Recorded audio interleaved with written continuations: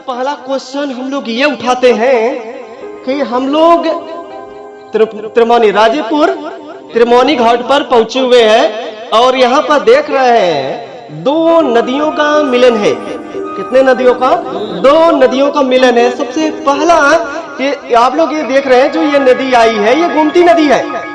इस नदी का नाम गोमती है। अगर आपको ये भी डिटेल बता रहे हैं, इस नदी के बारे में भी आपको डिटेल बता रहे हैं कि ये नदी कहाँ से आई है, कितने जिलों से गुजरती हुई आई है, इसकी कितनी लंबाई है, कहाँ मिली है ये नदी। और इधर वाली नदी जो आप लोग देख रहे हैं ये है सही नदी, ये है सही नदी।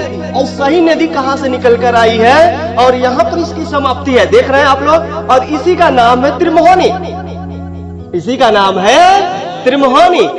देखिए पहले सीन देखिए, नजारा देखिए, कितनी भव्य दृश्य पर हम लोग हैं। यहाँ पर मेला भी लगता है, क्या लगता है? शायद आप लोग चर्चा भी त्रिमोहनी के नाम से बड़ा अच्छा चर्चा भी है यहाँ पर। आप लोग नाम सुने होंगे कि नहीं सुने हैं? चलो ठीक है। सबसे पहला क्वेश्चन उठाते हैं कि ये जो सही नदी है ये सही नदी कहाँ से निकली हुई है और कहाँ पे समाप्ति है, कितनी इसकी लंबाई है और कितने जिले से होकर गुजरती है ये नदी।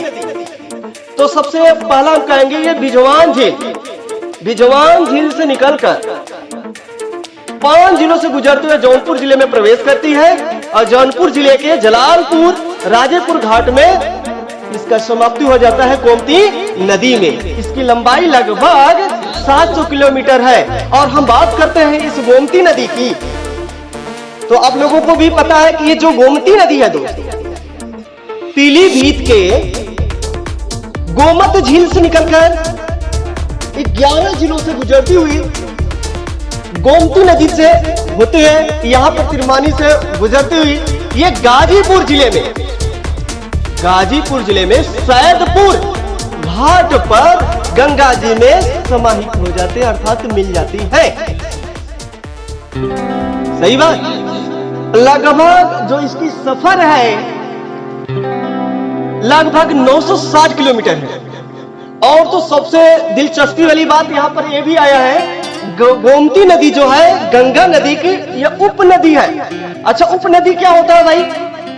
मतलब ये नदी जाकर मिल जा रही है, उसकी सहायता कर रही है, पानी का भंडार और बड़ा कर दे रही है, तो इसको बोलते हैं उपनदी। तो ये गोमती नदी गंगा जी के उपनदी के नाम से भी जाना जाता है। कोई दिक्कत, कोई सवाल, कोई परेशानी? क्लोज रखा जाए?